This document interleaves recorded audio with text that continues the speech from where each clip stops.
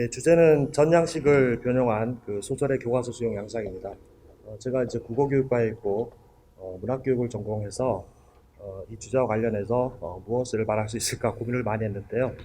그래서 그 문학교과서를 개발하는 과정에서 이런 그 전양식을 변형한 현대 소설들을 많이 수록한 경험이 있습니다. 그래서 그 과정에서 생각했던 전통의 문제, 그 양식의 문제 이런 것들에 대해서 말씀드리고자 합니다. 먼저 전양식을 변형한 현대소설의 교육적 가치부터 설명을 드리겠습니다. 두 번째 단락을 보겠습니다. 다양한 전양식의 작품 중에서 전양식을 변형한 현대소설 작품은 그러니까 개정 7차 교육과정 이후 국어교과서와 문학교과서에 빈번하게 수록되고 있습니다. 그러니까 2007년 이후입니다. 그 중에서도 현대소설 중에 유자소설, 황만근은 이렇게 말했다. 이 두 작품은 90년대 이후 소설사를 대표하며 전통 서사 양식을 계승하는 작품으로 교과서에 수록되고 있습니다. 이러한 전양식을 변형한 현대소설에 대한 평가는 그 연구가들에 의해서 활발히 이루어지고 있습니다. 이러한 작품들이 문학의 위기를 타개할 대안이라는 점, 그 다음에 근대 문학 전개 과정에서 배제된 동양적 서사 문학의 전통을 36페이지입니다. 재정립하려는 그 시도 등 주로 전통과 관련된 연구가 다수입니다. 그래서 이 그 현대 그 뭐 전개 소설이라고 제가 용어를 썼는데요. 이 작품에 대한 평가는 이제 크게 두 가지로 갈립니다. 그 시대 착오적이다, 낡은 방식이다, 소설 미달의 이야기다 이런 평가도 있고요. 또 한편으로는 근대 소설의 문법을 넘어선다. 그다음에 전통적 서사 구조를 계승하고 재해석한 이야기다. 뭐 이런 식으로 평가를 받고 있습니다. 물론 이제 이 중에 긍정적인 평가는 이러한 작품들을 교과서 제재로 활용할 가능성을 제공했습니다. 그 이후 7차 교육과정 개정 7차 이후에 국어교과서와 문학교과서의 정전으로 자리 잡는 추세입니다. 즉 교과서는 전통과 현대를 잇는 가교 역할을 수행하는 대표적인 장르로 현대 전개소설을 꼽고 있습니다. 그나마 그 전통적 서사의 구성 방식과 미학을 계승한다고 평가받는 현대 전개소설이 앞으로도 계속 이런 정전의 자리를 지킬 수 있을지는 제가 의문입니다. 이 제재라는 것이 뭐 당대의 사회, 문화 시대적 요구에 의해서 선택되기도 하고 또 배제되기도 하는 기 때문에 일례로 2000년대 초반 다문화에 대한 관심은 개정 2009 교육과정기 대부분의 그 문학교과서에 이른바 다문화 소설을 수록하도록 했습니다. 그런데 이제 그 밑에 2015년 국어과 교육과정기 문학교과서에는 지금 교과서입니다. 단 한 편의 다문화 소설도 실리지 않고 있습니다. 교과서가 바뀐 지 불과 6년밖에 되지 않았음에도 불구하고 이들 작품이 모두 빠졌다는 것은 시대적 요구의 변화 양상이 그만큼 빠르다고 할 수 있겠습니다. 이러한 맥락에서 그 전을 변형한 현대 전개소설도 어쩌면 유행이 끝난 다음에 교과서에서 또 사라질 수도 있겠다. 뭐 이런 이제 좀 우려도 있습니다. 그래서 이 발표문은 전통의 개념 그리고 현대 전개 소설을 전통과 연결하는 제재로만 활용하는 문제, 그 다음에 문학적 평가에 대한 교과서에서 수용 관점, 뭐 이런 것들에 대해서 고민을 해봤습니다. 두 번째는 그 교과서에서 과연 그 현대 전개 소설들이 어떻게 수용되고 있는가, 교육과정하고 그 다음에 국어교과서, 문학교과서 이 세 가지를 동시에 살펴서 표로 정리했습니다. 37페이지에 나와 있는 게 개정 2009하고 2015년 국어과 교육과정에 수록된 두 작품에 관한 성취 기준과 학습의 내용들입니다.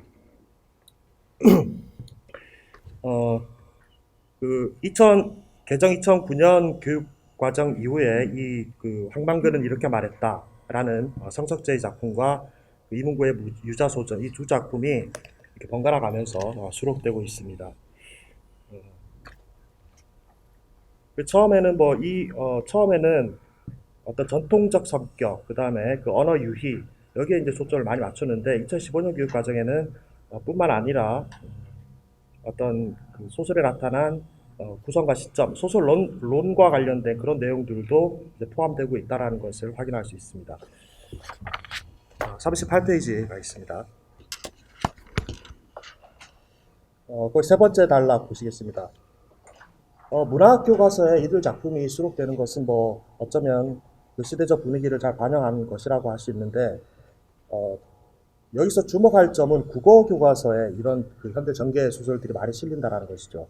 왜 그러냐면은 이게 주목해야 할 점이냐면, 국어 교과서는 이른바 그 듣기 말하기 읽기 쓰기 문법 문학 등 이런 6가지 영역을 통합적으로 고려해서 작품들을 싣고 있습니다. 그런데 이제 이번에 그 발행된 국어 교과서 중에 하나를 보면은, 교과서는 보통 이제 10개의 대단원하고 27개의 소단원으로 구성되어 있는데, 여기에는 뭐 다양한 문학, 비문학, 뭐 매체 텍스트가 실리고 있습니다. 27개의 소단원 중에서 현대소설 텍스트가 실린 소단원은 단 2개뿐입니다. 근데 여기에 그 실린 작품 2가지 중에 하나가 바로 그 전개소설, 현대 전개소설인 황만근은 이렇게 말했다, 이렇게 된 거죠. 이들 작품은 국어과 교육과정의 목표와 성취 기준을 실천하는 데 최적의 자료로 선정이 된 것입니다. 뭐 철학적 심리, 사회, 담화, 학문, 교육과정 적합성의 그 자료 선정 원리에 따라서 나온 결과물들이라고 볼 수 있습니다. 그래서 뭐 근대 이후에 수많은 작품들이 현대소설로 있지만은 그 중에 이제 그 현대 전개 소설이 실렸다라는 것, 이것은 이제 의미하는 바가 분명히 있다고 생각합니다. 밑에서 두 번째 줄 보시면, 문학 교과서에 수록된 모든 제재는 문학 텍스트이지만 국어 교과서에 실리는 문학 텍스트의 수는 한정적일 수밖에 없습니다. 따라서 국어 교과서에는 고전과 현대를 통틀어 대표성을 지니는 문학 작품이 수록될 수밖에 없습니다. 여기서 이제 몇 가지 생각할 거리를 주는데요. 과연 황만근은 이렇게 말했다라는 그 전개 소설이 고등학교 국어 교과서에 실리는 2편의 현대소설 작품 중 한 자리를 차지할 만한 자료인가? 아시다시피 그 시대착오다, 뭐 전근대적이다, 소설 미달의 이야기다, 뭐 이런 그 부정적인 평가가 많습니다. 그럼에도 불구하고 이 작품이 교과서에 실리는 이 현상, 그걸 어떻게 이해할 것인가? 여기에 대해서 이제 답을 찾기 위해서 그 제재로서의 성격을 살펴보도록 하겠습니다. 세 번째는 교과서 제재의 성격입니다. 2015년 그 국어과 교육과정이 문학교과서에 수록된 2작품은 주로 이제 한국 서사문학의 전통적 계승, 표현활동, 등장인물의 삶에 대한 평가, 소설의 구성요소 이해, 뭐 이런 것들을 학습하기 위한 자료로서 제시가 되고 있습니다. 이 중 한국 서사문학의 전통적 계승, 이 문제는 전양식, 웃음의 미학, 뭐 이런 그 교육 내용으로 구체화되고 있습니다. 그러니까 이제 전통적 계승이라는 측면에서 보자면 이 2가지가 이제 핵심인 거죠. 전양식과 웃음, 이 2가지입니다. 그리고 이제 그 뭐 표현 활동에는 전과 묘비명의 그 형식에 맞춰서 표현하는 활동, 그다음에 그 작품 감상을 위해서 쓰기나 뭐 말하기 활동, 이런 것들이 있습니다. 그 밑에 이제 표로 정리한 건 있습니다. 5가지 정도로 정리를 했습니다.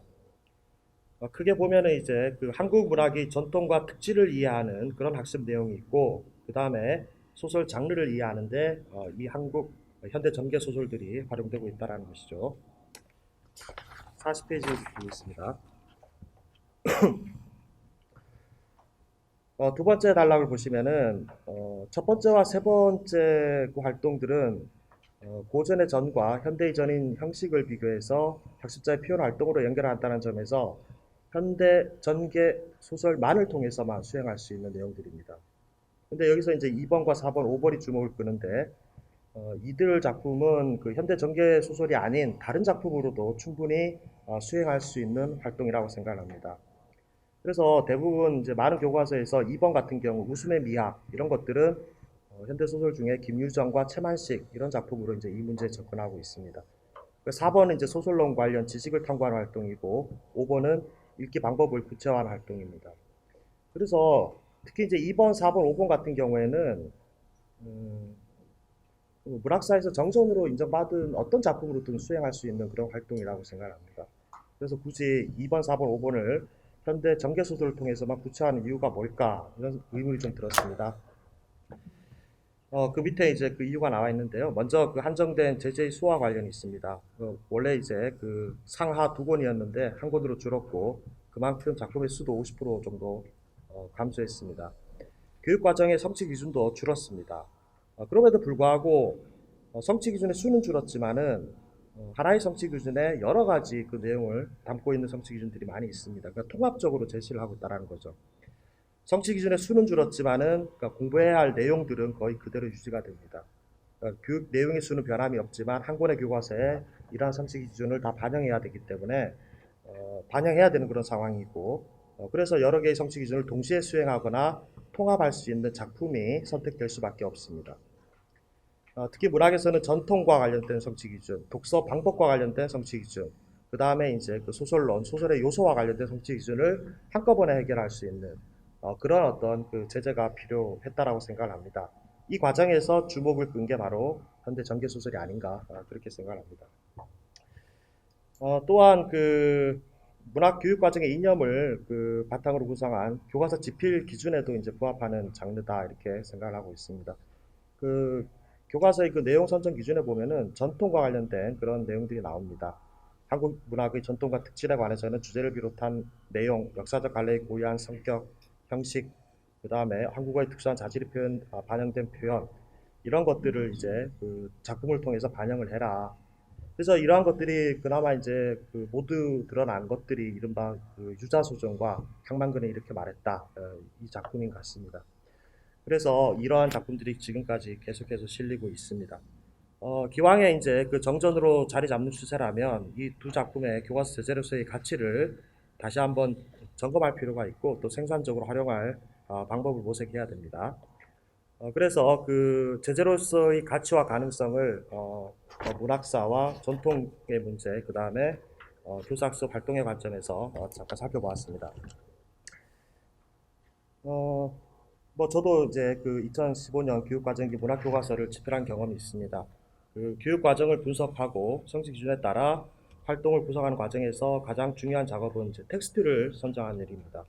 근데 아시다시피 그 현대문학 같은 경우, 소설 같은 경우에는 그 수가 방대하고 주제 형식도 다양합니다. 그래서 시기별로 대표성을 지니고 또 교육적 전이성이 뛰어난 그리고 활용도가 높은 작품을 선택하는 게 이게 뭐 힘들 수밖에 없는 일이겠죠. 특히 1990년대, 2000년대 소설문학을 대표하고 문학사적 성격이 선명한 작품을 선정하는 것은 더욱 힘듭니다. 뭐 아직까지 이제 그 연구가 진행 중이고 그래서 작품에 대한 평가가 달라가지고 검증이 쉽지 않습니다. 뭐 아시다시피 또 작가의 개인적인 이력 때문에 좋은 작품이라도 배제되는 경우가 많습니다. 뭐 문학 교과서에는 이제 문학사와 관련된 그 진술 부분이 나오는데 거기 90년대와 2000년대 소설 문학사의 특징을 제시한 부분들이 있습니다. 보통 뭐 90년대 이전까지의 문학사 진술 부분은 거의 비슷한데 90년대, 2000년대는 교과서마다 조금씩 다 다릅니다. 그래서 이 부분도 나중에 이제 좀 정리를 해야 되는 그런 내용이라고 생각을 합니다. 뭐 교과서 그 밑줄 그은 부분들이 이제 그 2000년대까지 2000년대 문학사의 그런 경향이라고 보시면 되겠습니다.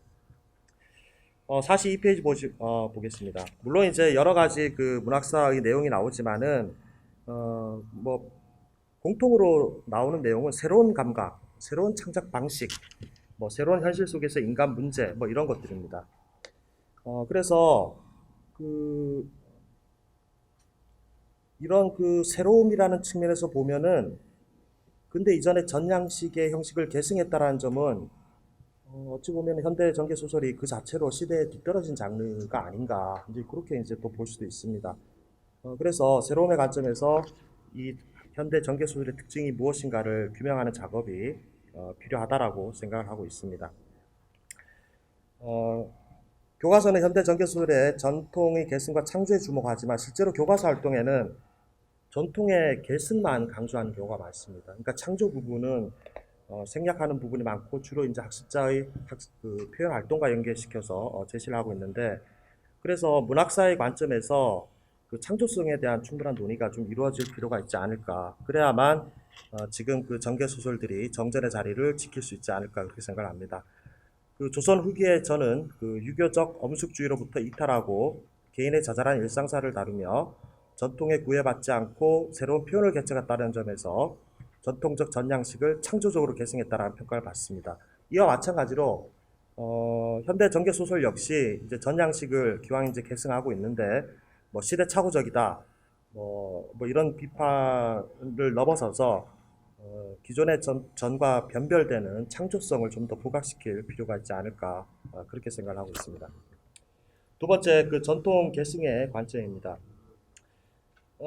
현행 교육 과정은 문학을 통한 전통의 계승을 강조하고 있습니다. 그래서 뭐 지필 기준뿐만 아니라 교육 과정에도 계속 반영되고 있고 교과서도 이를 반영하고 있습니다.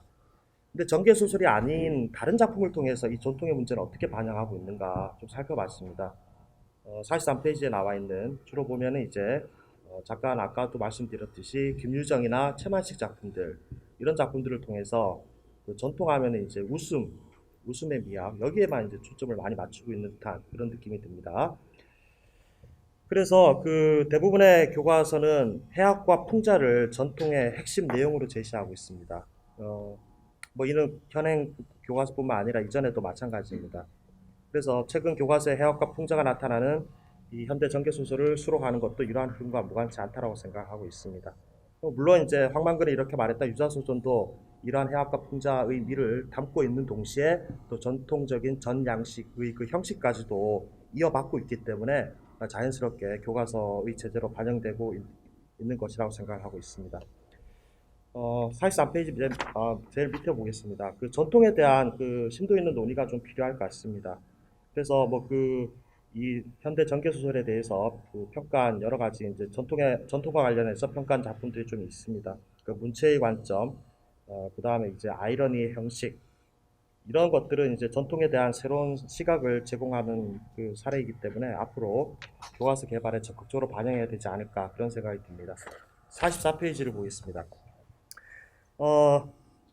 그래서 마찬가지로 또 현대 전개 소설의 그 전통 문제 이거를 그냥 뭐 웃음의 미학, 뭐 전양식 이 두 가지만 한정하지 말고 민중의식과 리얼리즘의 전통, 그 다음에 그 문체의 측면, 그 다음에 세계 동아시아의 문학적 전통 이런 관점에서 좀 탐구되어야 되지 않을까 생각을 하고 있습니다. 마지막으로 교수학습 활동의 관점을 살펴보겠습니다. 그 두 번째 단락을 보시면은 현대 전개 소설이 가지고 있는 특징인데요. 그 작품의 주제를 드러내는데 기여하는지 생각해보는 활동과 그런 다양한 시각에서 재구성하거나 창작하는 활동으로 통합적으로 설계하는데 유효한 장르입니다. 이게 이제 일정한 형식을 갖추고 있는 전양식이기 때문에 그 틀에 맞춰가지고 학생들에게 직접 창작 활동을 해보게 하는 활동 이런 것들을 이제 제시할 수가 있다는 것이죠. 그 다음에 이제 마지막 단락입니다. 그 전통적 전양식은 입전 인물의 행적을 제시하고 논찰하는 구조를 지니고 있습니다. 뭐 제 생각에는 플롯이 비교적 단순하다라고 생각합니다. 물론 이제 뭐 복잡하다라고 이렇게 말하는 분들도 있지만은 다른 그 현대 소설에 비해서는 플롯이 단순하다.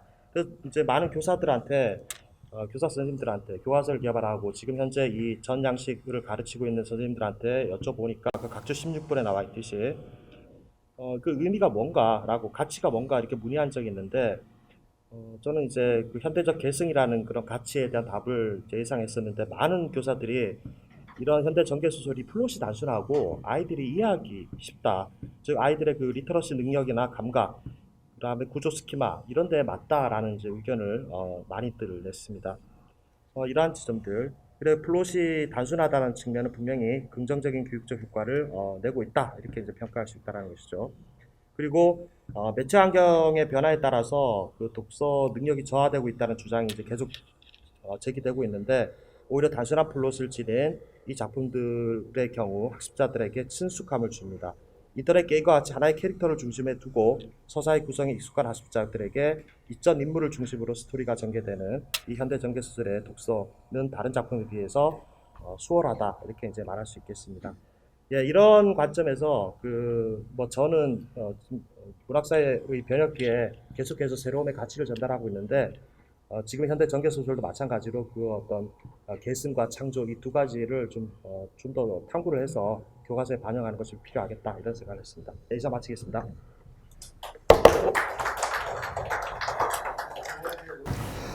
저는 전공이 고전문학 전공이라서 제가 적절한 수론자인지는 모르겠으나 안 되는 것 같은데요. 네, 되고 있습니다.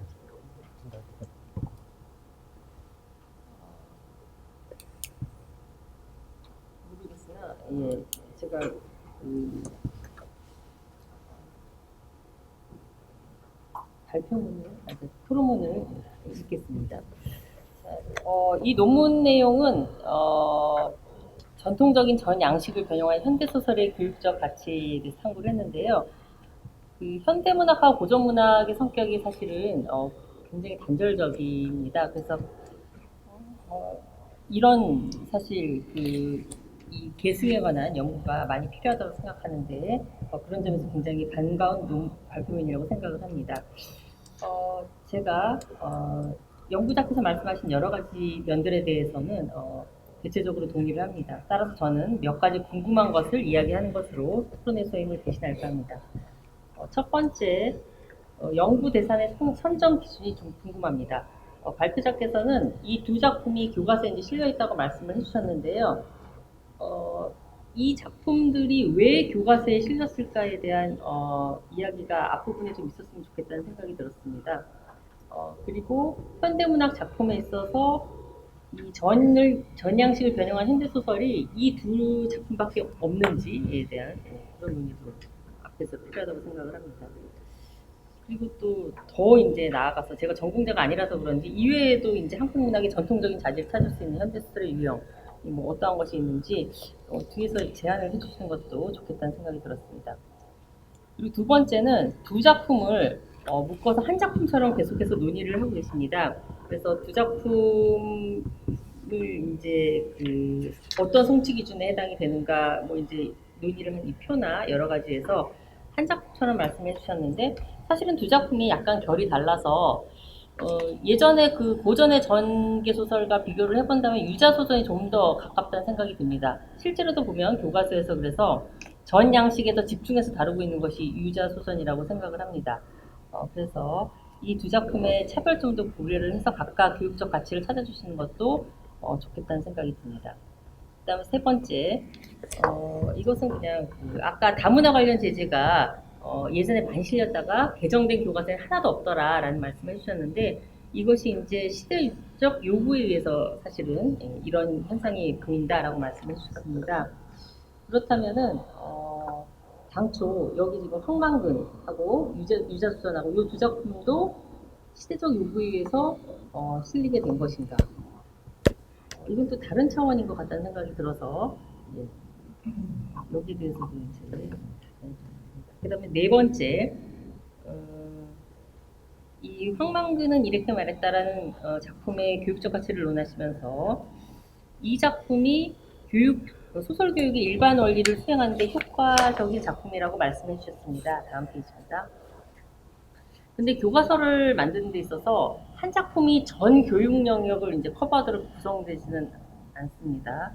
그래서 차라리 근데 3장이 사실 이런 식으로 말씀해 주시려고 했던 것 같기는 한데요. 이 표에서 제시하신 이 여러 성취 기준들이 보면은 각 교육 내용 영역에 고루 분포를 하고 있다는 점을 강조하시는 것이 훨씬 의미가 있다는 생각이 듭니다.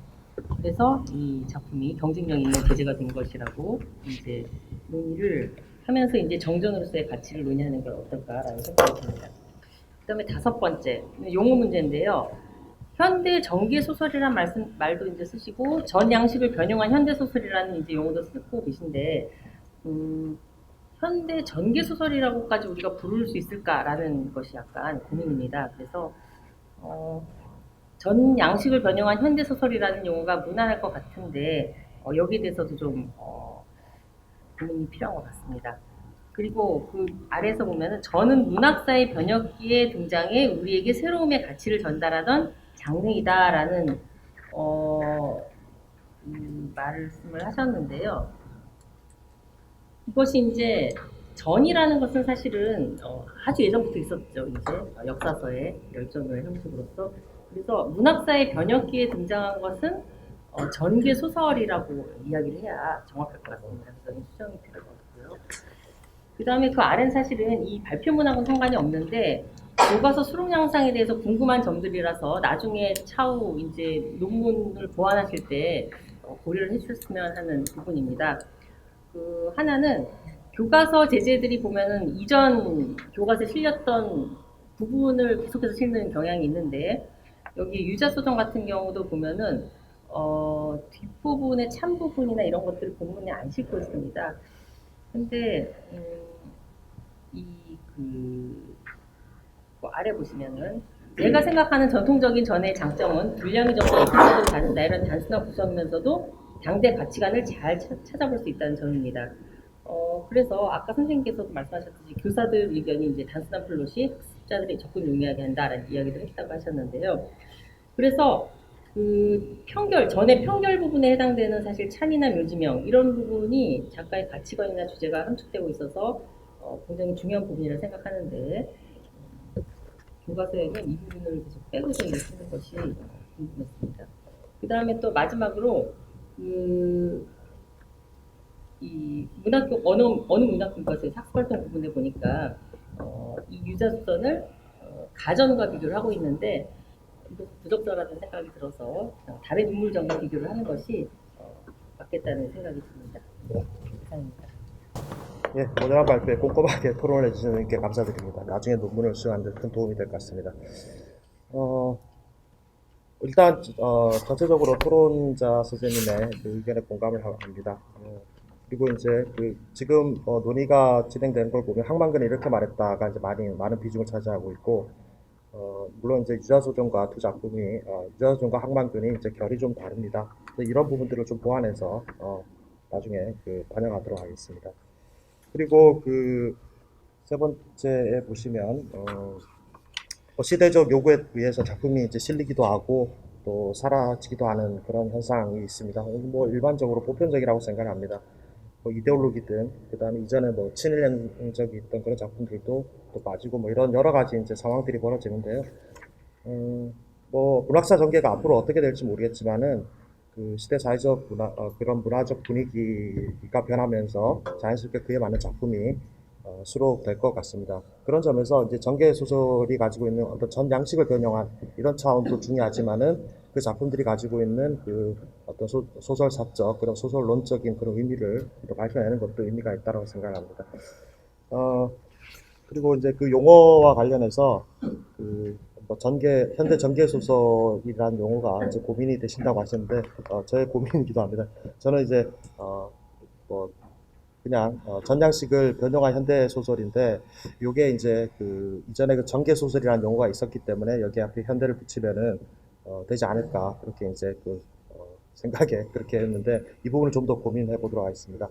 그리고 그 교과서 수록 양상에 대한 여러 가지 또 고민해야 할 지점들을 많이 말씀해 주셨습니다. 이런 것들은 논의를 보완하는데 도움이 될 것 같습니다. 네, 감사합니다.